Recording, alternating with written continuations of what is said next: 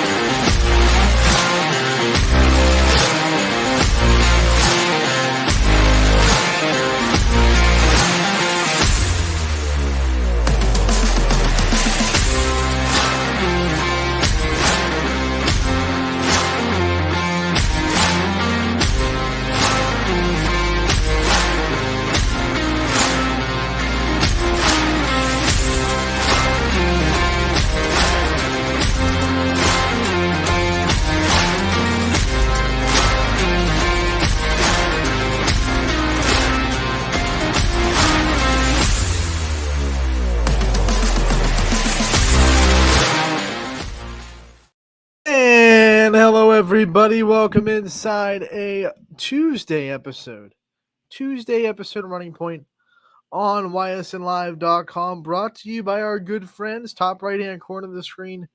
As always, right there, Greenwood Chevrolet in Austin Town. They go the extra mile for you. We try to do the same here on this show every single day. We have a great interview for you today. We try to do that every day on the show as well. We are featuring a player profile, a very awesome story of just tenacity and going through adversity and making it through the other side.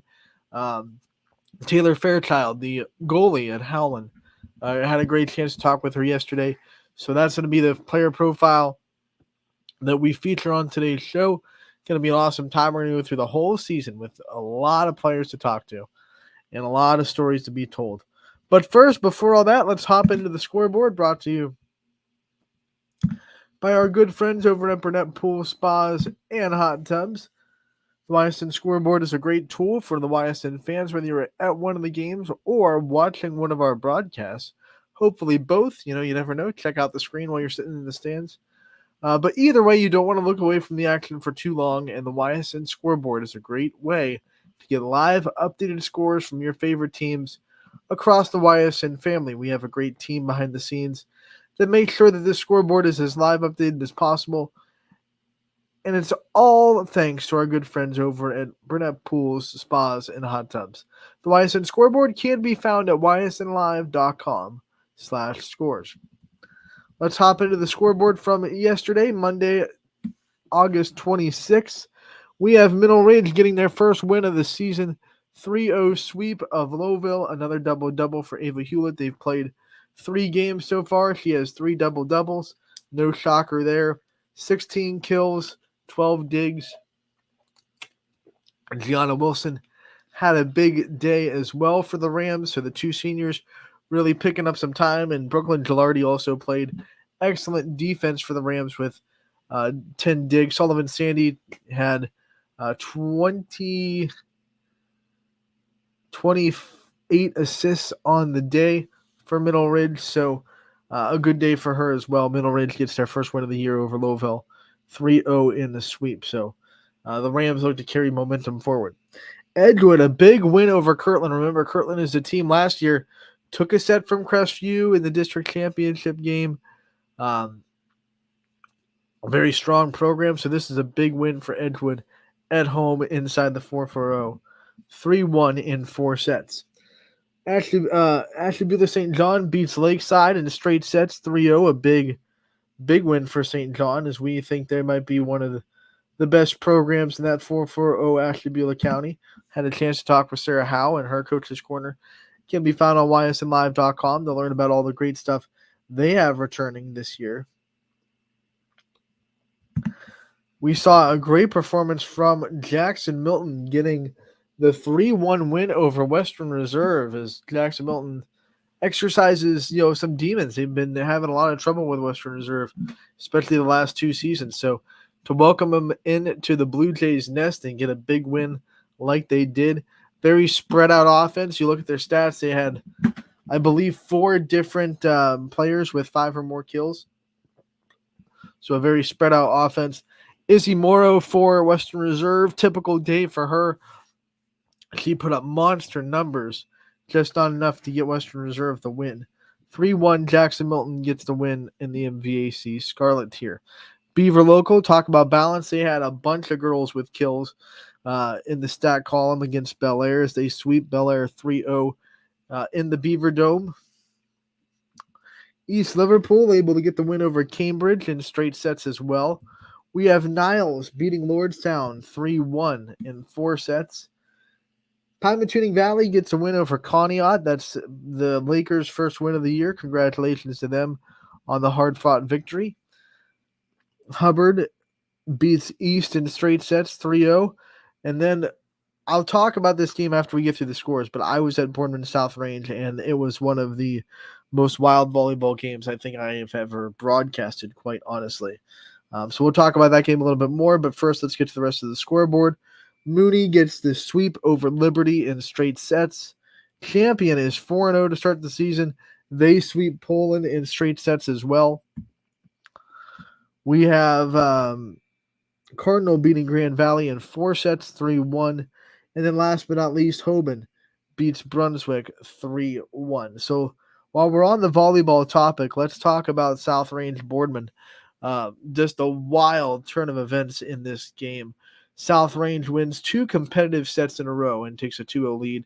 The set scores were 25-20, 25-21. So they were very good sets. They were competitive sets. But in those 2, South Range was finding the winning plays down the stretch of this set. I didn't want to get redundant and say set so much, but there's really no other way to say it. They were getting those game-winning plays down the stretch. You know, they were making the kills to get themselves match point. And then in the third set, by the way, backtrack a little bit. Second set ends with South Range scoring the last 14 of the last 15 points. They were down 20-11, and they won 25-21. A big service rally served up by Taylor Dato. I believe she served up 13 points in a row in that rally. Had a couple of aces in there.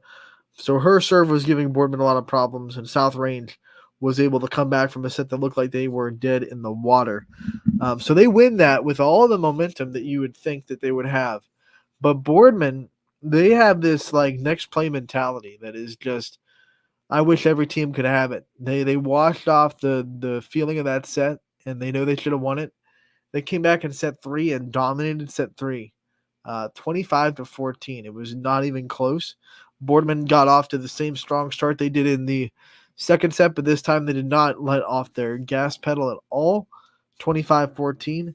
And then this is when things got like marathon-y, right? Because the next 2 sets were just 2 teams that really, really did not want to lose to each other and would just never allow the other team to get that much of a rally. Set 4 was completely back and forth pretty much the whole way. It went in deep into extra points. Not the longest set I've ever seen, but it was pretty dang close. Boardman wins it 30-28, and South Range had a couple of match points. Boardman had a couple of set points that were saved off. It was just a scrappy set. Now, you can look at that from the other side and say, well, neither team really had that killer mindset where they could just put a game away. But I read it as just 2 teams that refused to lose. I mean, the plays that were made on both sides of the net in those last 2 sets were unbelievable. They were just completely nothing but pure hustle. Pure, I'm not going to lose this game, and eventually someone's going to lose, right? But they postponed it as long as they possibly could. Boardman, I thought, played extremely just can't believe that ball got up in the air. Scrappy defense. I thought their brand new libero, who was able to see for the first time last night, replacing Chicolo, was Sadie Satterfield. She had a great game as a libero. They tried to test her on serve receive. She was pretty solid there. I thought Ava Commons played really well in the back row. She's their setter, but when she had to play defense, she had a couple of one-handed just saves that really kept the ball in play. None of her digs really got Boardman incredibly out of system. So I thought she played well. Boardman's hitters, I was really impressed with their ability. Maya Flores had a huge set for 8 kills in the set. I think she totaled 20 in the match. You look at someone like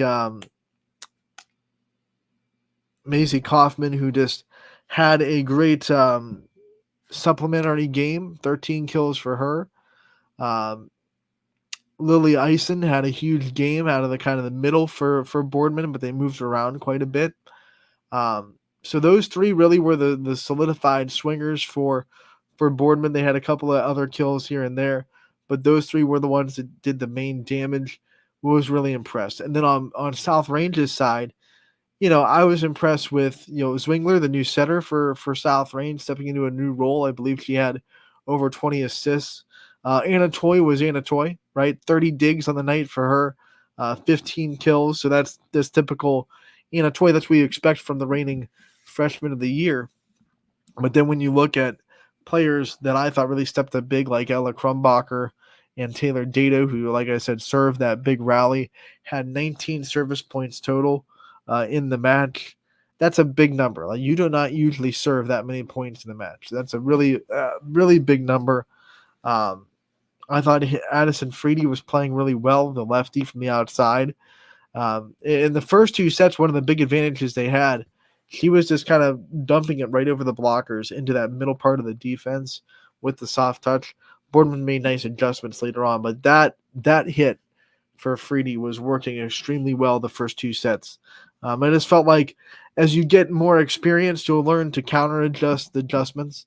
I felt like when Boardman adjusted to her soft touch, she couldn't really make the counter adjustment to say, okay, if you're going to play there, I'm going to hit it here. So that's one thing that'll come with more reps on the varsity level, just being able to have a good game plan, have the other team adjust to it, and then adjust to their adjustments, right? It's a chess match when you decide where you're going to hit the ball and where you're going to try to find open spaces. So I was really impressed with both teams, actually. Tough one for South Range to lose. Whoever was going to lose this game, it was going to be a heartbreaker the way it was going. But South Range, lucky for them, they get right back at it tonight. So they don't have any time to think about it, any time to lull it over. They have Poland tonight at home. They're hoping that they can use that game for a little, momentum boost. And then they have a big, tough one with Girard at home on Thursday. So you don't want to miss any of that for sure from a South Range. We'll go into the boys soccer scoreboard from last night. We had 7 boys soccer games in the area dealing with YSN teams. Badger is able to beat Lordstown 9-0. 9-0, a big win for Badger. Liberty and Jackson Milton, they end in a draw, tied up at 1. That's a pretty good soccer match. Niles falls to Matthews 3-1. Middle Ridge beats Garrettsville Garfield 4-0. That's a big win for the Rams right there, a shutout of the G-men. We have Champion handling Waterloo 7-1, your final score there on the boys' side. Crestview beats Newton Falls. That's one heck of a soccer match. 3-2, your final score there. And then in Southeast, Campbell gets the shutout 2-0 over the Pirates. So they go on the road and get the big win on the boys' side. We go to the girls' side in soccer, and they had a lot of matches yesterday. Girls' soccer this week at least are going to be mainly on Monday and Wednesday are going to be the big days for them. Grand Valley got a big win over Maplewood, 8-1. Mustangs run away with that one. United gets to win over Canton Central Catholic, 5-3. Your final score there. Poland all over Girard, 10-0. Sofia Generalovic had a big game. Eliana Thompson, who's up for Big Dogs, had a big game. Just Poland's very talented in girls soccer, like they have been for a while, and they kind of proved their point last night against Girard, 10-0 once again. The final score there. Hubbard, they fall to Ursuline 3-2. The final score in that one, a big win for the Irish in a really tough matchup going on the road to Hubbard. Cardinal Mooney falls to Western Reserve Academy 4-1. Your final score there. Warren JFK girls soccer still dominant. They get a tough win over Badger 2-1. Your final score. JFK's got it going on. Crestview with a blowout of Liberty, 8-0, the final score there. We go to the Salem girls soccer program. They pitch a shutout over Rootstown. 1-0 is your final score in that one. Then we go into Champion and Newton Falls, and Champion, after a tough start, losing to two really good teams and trying to find a rhythm. They have won a couple in a row now. They beat Newton Falls 2-0. The speed of that Flashes defense going to give a lot of people trouble. But the problem is this year, with a couple of more teams in the MVAC, unlike years past, and Coach Matheny brought this up in her coach's corner, you don't get to play these teams twice. So you gotta try to make up ground the best you can after you play them. You don't get a chance to see them again. So Champion gets that 2-0 victory. It makes league play even more important for these teams in the MVAC. 8-2, Southeast gets the win over Brookfield on the girls' side. A big win for them. Waterloo and Springfield, the old rivalry that's been there for a while in girls soccer. Before last year, they were the handlers of the last, I believe, 5 combined MVAC championships. Waterloo gets to win this one 2-1, a really good soccer match, exactly what you expect from these two when they get together. Then last but not least, in the NE8, it is Niles that got the 9-0 win over Struthers. Niles and Poland both proving right now they are the class of girls soccer in the NE8. They're both playing extremely well right now, and I can't wait for the day that they meet up together to play. And then Lakeview's that sneaky team, and they'll be in their mix too. But the way it's looking right now, it's going to come down to Niles and Poland. So when those two match up, it's going to be one heck of a show, I'll tell you that much. We have a couple of golf results as well that were sent into ysnlive.com. I'm going to pull up the stories on the network. Here we have Southeast getting the win over Middle Ridge. Your scores for the Pirates: Taylor Biezek had a 34. That's a big day for her, shooting a 34 at Old Dutch Mill. Jubri Varga had a 42. Sammy Morgan had a 43. And Jess Mix, which is a great name, rounded off with a 47. For Middle Ridge, who is still a very good team this year, for sure. They had Izzy Showalter shoot a 47. Ali Zolka had a 49. Savannah Turek just off under 50. She has 50 even. And then rounding out the Rams was Megan Blair with a 54. So 166-200, the final score there for Southeast win over Middle Ridge. And then we also had the Canfield girls. They reported scores. They finished 9th in the Walsh Jesuit Invitational. 9th out of 17 schools. Canfield just goes to these really strong tournaments to test themselves again and again and again, trying to get ready for districts and then eventually state. Aubrey Philibin had the best score of the day for Canfield. She shot a 78. Then you had Mia Cohill having a 87. Natalie Sawicki with a 92. And Mia Tizone with a 97 to round out the Canfield scoring on the day. So Canfield girls still fighting hard and swinging well during the season. So we are happy to see that. Those are your recaps from yesterday. We had a lot of great action. We will get into what's going on tonight towards the end of the show. But first, we're going to have a commercial break.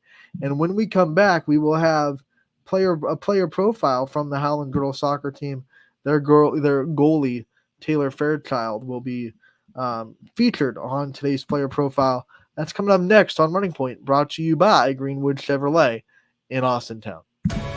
21 News delivers the news as it happens, using the latest technology from where it happens.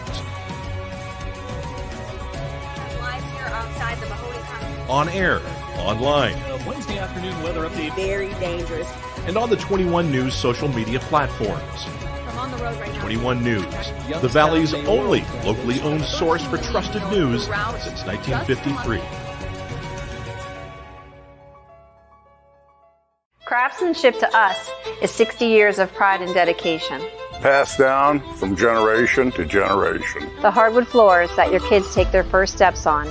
The solid wood doors you quietly close at night. The things we create day in and day out are the products that end up turning your house into a home. At Baird Brothers Fine Hardwoods, uncompromising quality and craftsmanship built our business. And it will keep us moving forward for generations to come. Going the extra mile at Greenwood Chevrolet means we want to take care of the community that takes care of us too. And we have to work together always. And that's how you stay in business for 40 years. You know, I love being a helper because when I help somebody, it makes me feel good. It means a lot that I can make a difference in others' lives. So I will do everything I can and just being there for them every step of the way. I want them to know within the first 5 minutes that they could depend on me. That's what going the extra mile means, only at Greenwood Chevrolet. Before the lights come on, before the workday begins, before a long day is ended, or it's time to have fun. It all starts with the people at Joe Dickey Electric. From replacing a light fixture in your home to building a substation for your business, no job is too big or too small. The people of Joe Dickey Electric power them all. Joe Dickey Electric, over 60 years of powering the Mahoning Valley.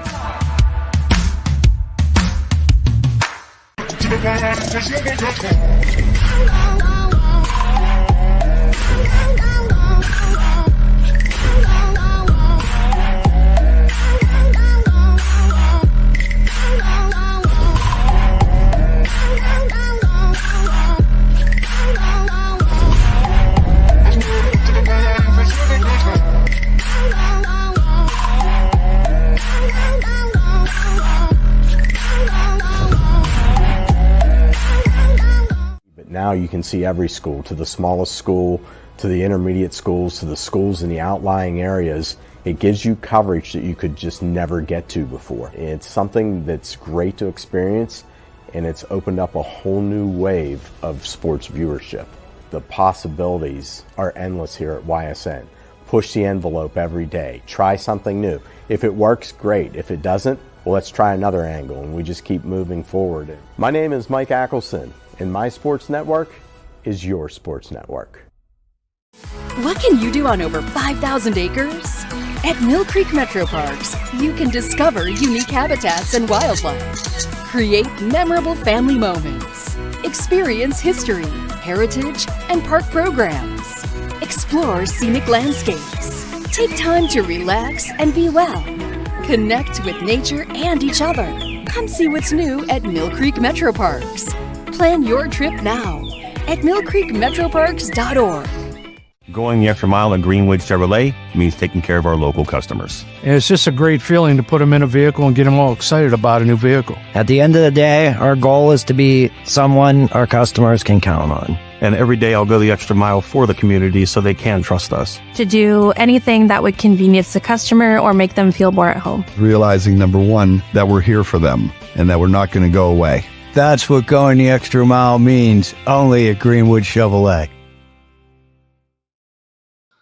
Welcome back to Running Point on ysnlive.com, brought to you by our good friends that you just heard from in that commercial break, Greenwood Chevrolet in Austin Town. They go the extra mile for you, so you don't have to, I should say. If you are in the market for a new or used vehicle, make sure to check them out. No one will take better care of you than they will. Or if you have some service that your car needs, you can go to them as well. They have a great service department that will take care of you. Great guys down there at Greenwood Chevrolet. They've sponsored Running Point since pretty much day one. We couldn't thank them enough for that, but they're also just big sponsors when it comes down to YSN and what YSN can do. So if you're a fan at anything YSN does, whether it be the player profiles, the coaches' corners, the live games, the post-game interviews, all the stuff we do, we could not do without wonderful sponsors like Greenwood Chevrolet. So you got to make sure that you go down, you check them out, you thank them, tell them Anthony sent you maybe. You heard them on Running Point. They'll go the extra mile for you. Now, we try to follow their lead by going the extra mile for you on this show. And one of the ways we do that is the player profiles that we're able to feature. We try to do this every day. Sometimes the recaps are heavy, especially on Mondays. I think you're going to see recaps be pretty heavy, but Every other day, we're going to try to do as many interviews as possible and get as many kids and coaches featured on this show as possible. And we continue that trend today. We go into Howland, their girls soccer program, our first soccer player profile of the year, and it is Taylor Fairchild from Howland Soccer. And man, when I tell you that this girl has gone through more adversity than I think a lot of athletes go through in their whole career, past high school even, it's true. And she's been able to just fight her way through it, grind her way through it, use her love for the sport to get through the tunnel, per se. And it's been incredible. It was an incredible story to follow. It was an incredible story to tell. And I can't wait for you guys to hear it. Taylor Fairchild from Howland Soccer will be in the goal this year in her junior season in Howland. And you'll see her wearing that purple jersey. So make sure to look out for her if you're at a Howland girls soccer game. Here's her player profile on Running Point. Anthony Hartwig here with a Howland girls soccer player profile. We are joined by Taylor Fairchild. Taylor, thank you so much for taking the time to join us today. Yep, thank you. So here you are, Taylor. We're having you on because really your story is incredible. You've been through more adversity, I think, in your career than maybe some athletes will have in their entire career, even past high school. One of the first questions I have for you is just, what keeps you driven? Because you've gone through some stuff that would make most people quit like halfway through, right? But you kept just knocking down these obstacles left and right. You have to have something that keeps you driven through all of it. Honestly, it's just my team and being there for my team. It's for myself too. Soccer is what I love. And like, even though those 2 ACL surgeries, obviously they suck for the past, I've had constant surgeries the past 2 years. Those injuries, painful and everything, but just trying to be there for my team, getting back for them, having my parents and everyone else support me, it really helped a lot to get through. Yeah, I want to talk to you about, the first ACL, people have gotten through that, but then it happens on the other side, so now you have 2 of them on the 2 different legs. I mean, was there ever a moment where it was like the universe is against me? Yeah, like when it first happened, it was like, the first one was obviously a little bit easier, but the second one, like, am I going to be able to play with 2 braces on my legs? Am I still going to be able to dive in the direction I need to? Is my movement still going to be there? Obviously, my movement is kind of limited right now, but I'm working on getting it all back. But there was times where I doubted when I'd be back or not, but it's all good. You obviously worked extremely hard to get back. Tell me what it meant to you when you heard those words from the doctors, like you are clear, you are good to go, you have nothing holding you back anymore. Yeah, so though, like, especially this time too, because my last one I was back in 5.5 months. Usually it's a 9 to 12 month recovery, but my doctor tries to release kids around 6 months. But being back in those 5.5 the first time was just amazing. But the second time, like, I had a lot of people just saying, like, there's no way you can be back. But as soon as I heard those words, I think 2 weeks ago, that you can play after 5 months of this, it was just like probably one of the best things I ever heard. I ran up and I hugged my mom. I started crying a little bit. It was just like the best news I could ever heard. We talked about how hard the second one was after the first one, but how much did going through the recovery of the first one kind of help you with knowing what you were going to go through, knowing what it took to get back after the second one? Yeah, so obviously the first one made the second one a lot easier. I already knew everything I was going to have to go through. I started like jogging and stuff around 2 months, which usually is around 3. But like everything from the first surgery just really helped with my second one. Just knowing like what's going to happen, because the first one I just didn't know what was going on. One of the biggest things we talk about with knee injuries is not just physically being ready, but mentally being ready. Yeah. And you have to go trust your knees to do what they're supposed to do on the field. How much was that a hurdle for you, being able to just mentally trust your body to not go out and get hurt? I really never had a problem with that. I've always I trusted my doctors, my physical therapist, just getting back and everything. The braces obviously help with the mental part of it, but there's some times where like if I like land the wrong way, I get like a little jump scare, like, am I gonna get hurt? But then I just get up and I'm fine. There's definitely like a hurdle and stuff there, but it's definitely so much like Yeah.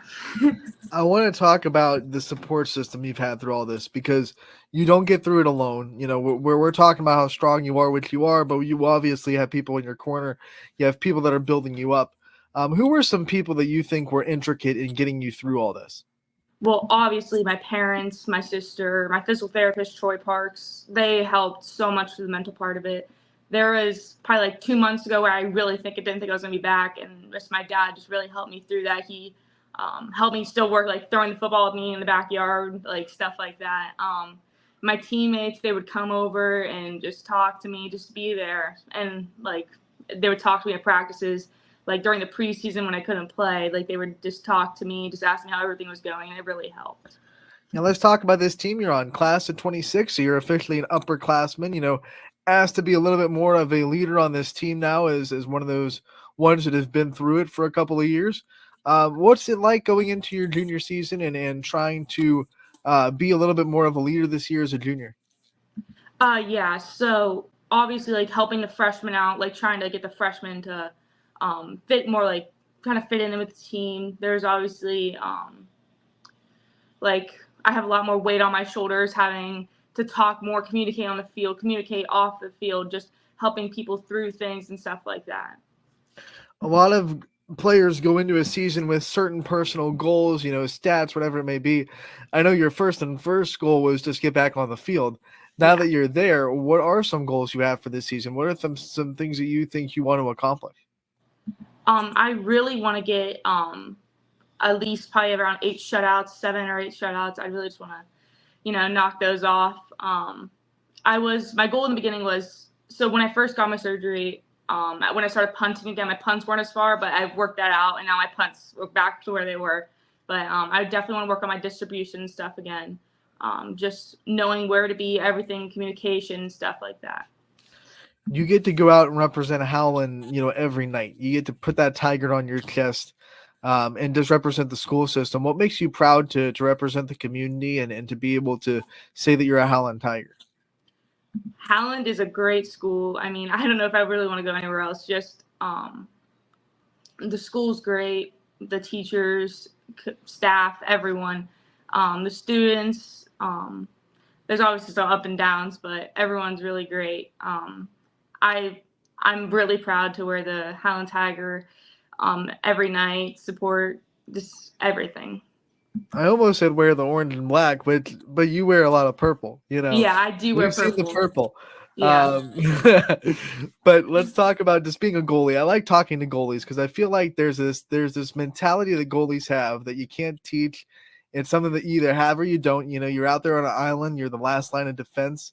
When did you kind of fall into this role of a goalie, and when did you kind of fall in love with it too?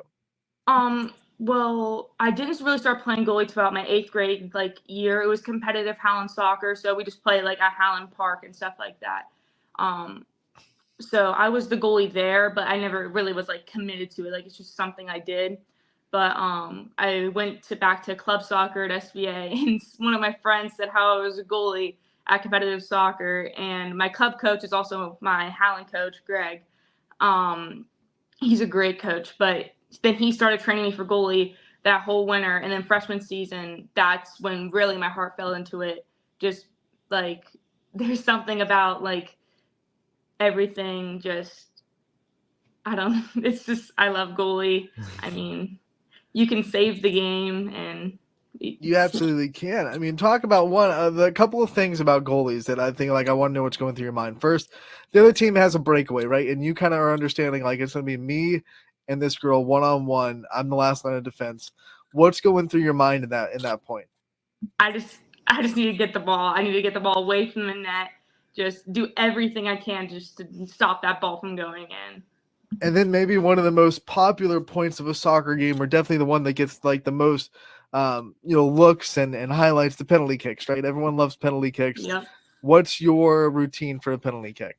So usually for penalty kicks, I'm just ready on the line. But what I do is I look at you can tell by the way people shoot on their hips. If you just look at their hips, you can tell where they're going to shoot. I just look at their eyes and stuff like that. For penalty kicks, I just kind of relax, just get ready for the shot. You are not just an athlete, you're a student too. I want to talk a little bit about you in the classroom and What have been some of your favorite subjects so far in Howland? Favorite things to study? Well, I would say right now I love algebra. I love math. Math is probably my thing. But recently switched to like history. Like I love history and stuff like that. But for college, I would like to do like some sort of physical therapy because I've been through so much stuff that it's just kind of set in for me that that's what I want to do. You've been seen by so many physical therapists that you kind of know the deal now, right? Yep. When you talk about your favorite classes or math and history, I don't want to say least favorite because I don't want to dog the teachers out there. Yeah. But what are the classes that like you think have taken the most work, or you think the hardest for you, or that you really had to dig deep to get good grades in? Definitely English. I mean, I love writing essays. I've always been good at essays, but just like having to like analyze the text and stuff like that, it's just not as fun to me. Just having to just read words and answer questions, it's not as fun to me. Are there any teachers, whether it be in the history department, the math department, the English department, or somewhere else that you think have impacted your high school journey that have really kind of been there for you throughout the first 3 years? Yeah, so I haven't had this teacher yet. Her name is Miss Bass, but I have her this year. But every day in the halls when she'd see me, she just asked me how my knees were. Because, I mean, I was on crutches. I was in a big brace. She would always just come and talk to me. My parents knew her when, like, they first got married. And she's just been a really great help. And I can't wait to have her for a teacher this year. All right, as we continue to get to know you off the field, I want you to talk to us about your kind of game day routine. The game days are fun. What kind of is going through your head, at school during a game day, in that couple hours before the game, during game day? How do you get yourself ready for a match? So when we have school on a game day, obviously it's a little bit harder because you have to go through school and stuff like that. But as soon as I get home, I get dressed, I get ready. Me and my dad go and meet out the field, and he gets me ready with like reaction time. I do a couple saves, punts. So I do like a practice before the game. And then days like Saturdays and stuff like that where I don't have school, I wake up early. I just kind of get myself put together, focused, watch a couple film from the team we're playing. And then I also go practice with my dad, then go on the bus ride there. Do you have a pregame playlist that you like to listen to? Are you a music person? I don't really have a pregame playlist. I just kind of sit and talk to the team and stuff like that. But I like country music. There's sometimes where I listen to music. It's usually after the game, though. But other than that, no. All right, so if it's not music that gets you in that mental zone, what is it? Maybe it's 10 minutes before the game that just gets you in that zone you need to be in. Honestly, the warm-ups, just being like one-on-one with my coaches, just getting warmed up and stuff like that, asking them questions about like the other team, asking them what I should like do to be ready and stuff like that. That's what really helps me like lock in and focus and stuff like that. In practice, I'm sure you have to go up against your teammates quite a bit. You have to give them, a test. Who do you think is the hardest girl on the team to try to be a goalie against? Oh, there's a lot of them, but Gracie Vilwalk is definitely one of the hardest. But she has a great shot. Ava Yanucci, Ava Booth, Paris Gentes, just all of them. Gianna, she has a great shot. Just all of them. They're really hard to save. In those kind of practices, when you guys are getting competitive with each other, how much do you think that helps you guys get better? Like, how much can you look at their shot and be like, hey, as a other goalie, like this is what they're looking at, and then they can say, hey, this is what I was seeing from your perspective, and things that maybe you need to get better at? Yeah, so usually, like there's times where I go up to them, they shoot to my near post, and I just say, hey, the back post, I would have shot on the back post there just because it's a little bit more open, even though like the goalie can still have it covered, but I just like try to help them like know where to position the shot, like low corners, high corners, those are really hard to save, but just try and help them like with power, stuff like that. You've talked about it before, how much you love this sport. You obviously worked so hard to get back on the field for it. I want to talk about kind of the things that do you see it as a future thing, or with the injuries, do you kind of see it as high school being the last end of the road?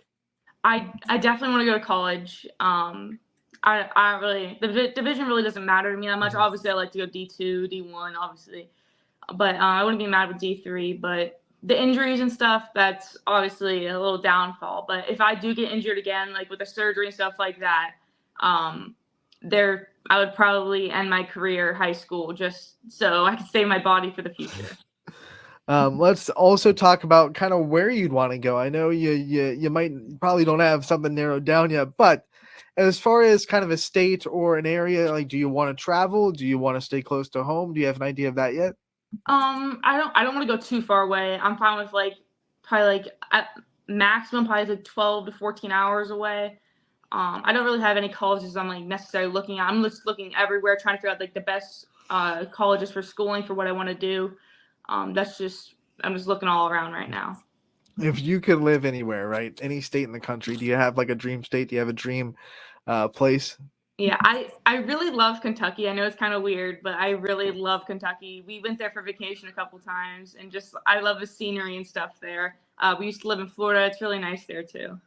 That's a vacation that you've been on. Talk about maybe a family vacation you haven't gone to yet that you think would be a nice vacation to have. Well, since we've been back from Florida, we haven't went on vacation, so I would love to go back there, visit some family that's down there and stuff like that. That would be a nice vacation to have. Talk about the culture shock of going from Florida, where it's always warm, to up here where we're getting close to it being very, very cold again. What's that like for you? Okay, so from when I was obviously a baby to when I was like 7 years old, we lived in Ohio. I lived over in Brookfield, and then we moved to Florida until I was like 11 or 12 years old, and then we moved back here. So obviously, like the switches, like on my body and everything, like the coldness. Like the first year hit so hard how cold it was. Like 70 degrees was cold to me. Like I'm over here wearing a jacket, and everyone's wearing just t-shirts and like shorts. It was hard. That's great. One of the things that we do at the end of these player profiles is we give the player the chance to kind of thank their support system, the people that have always been there for them, the people that, they couldn't be where they are without. So I want to give you the time to do that, send out your shout outs. We're not the Oscars. We're not going to cut you off. So give as many as you want and make sure the people in your corner know how much you care about them. Yeah, definitely. I want to thank my parents, my sister, all of my teammates, all of my friends, my coaches, Coach Greg, Coach Chloe, Coach Ed, my old coach, Coach Kens. She was a great coach. My physical therapist, Troy Parks. And I wanted to thank myself because I don't know where I'd be if I didn't like push myself and be hardworking to get back. Taylor, we want to thank you so much for taking the time to join us today and talk about your journey and your story, and we appreciate it. We wish you the best of luck this year, and we can't wait to talk to you again real soon. All right, thank you. That was Taylor Fairchild from Howland, their goalie. What a great story. I said, going through back-to-back ACL injuries on both legs. Getting through the first one and then tearing the other one and having to go through it all again, but just never letting anything hold her back from getting back to the field where she loves it. And she still has aspirations to play in college, She still wants to continue playing. And I love how she was on it. She's like, you know what? The mental thing, it wasn't too much of a factor for me. I just wanted to be back on the field. That was awesome to hear because a lot of people, when they come off of that ACL injury, they have to trust their knee again, right? So the big brace helps. It's a big kind of crutch there, mental crutch for you to say, hey, I'm going to be fine because I have the brace. And that's obviously a big reason why. And then, to be able to do what she's done and Howland off to a great start, 2-1 so far on the season. They play Wednesday, I believe, is their next game. So we'll keep an eye on the Tigers and that goal that she has of the shutout number that she wants. And don't forget that Taylor is just a junior, so she has another year next year too. A great journey and a great story, and we thank her for her time sharing it. And we encourage all of you guys to go out there, watch Taylor Fairchild, watch the Howland girls soccer team, support that group. It's a very talented soccer team, I'll say that much. Hopefully we'll have a couple of other players before the end of the season come on and talk to us. That's going to wrap up the interview section of the show. What we're going to do now is we are going to go back to the scoreboard. We'll flip to today's scores, I should say today's schedule, and see what's going on tonight on the network. Let's go into the scoreboard, see what's happening tonight.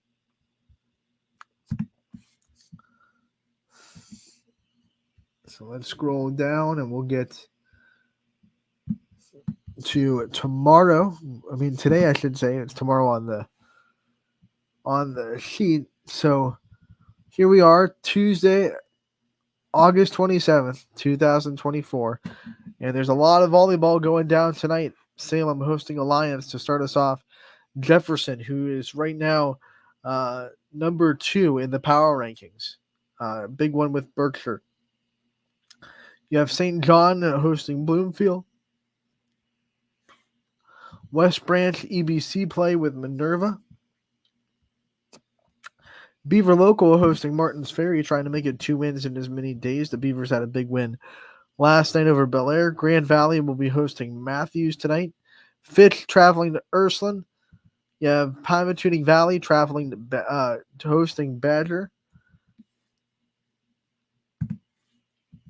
And then you have Chalker and Lordstown playing each other. Crestview in Southeast. You have East Palestine and Latonia meeting up with each other. Garfield and Champion. This Champion tries to make it 5-0 to start the season, but this will be their biggest test yet with Garfield coming to town. Girard goes to Niles. Lakeside goes to Cheney tonight. We have Brookfield at Niles. Lisbon at Valley Christian. Newton Falls traveling to LeBray. South Range trying to bounce back. They have back-to-back home games. Starts off with Poland tonight in the NE8. Beaver will be hosting Quaker Valley. You have East Liverpool. They're hosting Edison tonight. It's a big all-Ysn matchup. Edison doesn't get a ton of those. Middle Ridge will be hosting Sebring, and then back-to-back games for them inside the conference. Southern Local traveling to United tonight. I think this is going to be a very fun one in McDonald between Springfield and the Blue Devils. Both teams playing extremely well right now. You have Struthers going to Lakeview. You have Warren Harding going to East. You have Waterloo traveling to Lowville. And then another big one in the EOAC is Wellsville, who lost the EOAC to Columbiana last year for the first time in a long time. They'll try to avenge that traveling to Columbiana tonight. It's the first game of the year for Wellsville. That's a tough draw for sure. Jackson Milton and Western Reserve played last night, so they're not going to be on today's scoreboard. Boys soccer, we have United. They are hosting Rootstown. Salem goes to Ursuline goes to Salem, I should say. Poland traveling to Canfield. We have East Liverpool going to St. Clairsville. Hoban going to Hubbard. Beaver Local will be hosting Steubenville tonight. Boardman at home against Dover. Orange AFK going to Fitch tonight. We have Pymatuning Valley traveling to Bristol. Orange will be hosting Harvey. Perry going to Conneaut, and then Edgewood going to Lakeside. On the girls' soccer side, we have Lakeside going to Edgewood. Champion going outside the conference, traveling to Columbiana. Beaver Local going to Oak Glen. Pymatuning Valley will be traveling to Bristol. Perry will be traveling to Conneaut, and Orange goes to Wycliffe tonight. So that will round out the scoreboard. Let's get to who will be where tonight. Broadcast will be going on, and who will be there for you.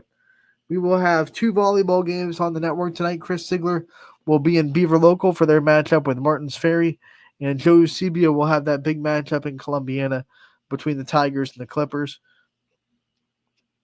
We will have 4 boys soccer matchups tonight as Zach Svensson will be in Hubbard for their matchup with Hoban. Matt Marr is going to be in Canfield for the Battle of 224 on the boys' side as Poland comes to town. Owen Klein will be at East Liverpool for their matchup with St. Clairsville. And then the Orange School will be covering their game as well. Larry Jennings travels to Edgewood, and he'll be calling their game against Lakeside on the girls' side of things. So that is your broadcast schedule for today. Don't forget, we also have live shows going on tonight from Giangelo's with South Range. DJ Oakley will be there. Steve Leslie and Noah Doney will be at the Tigers table for the Springfield show. And then Ursuline will be Tim Corso there at the Golden Dawn for week 2 of that show as well. So 3 live shows.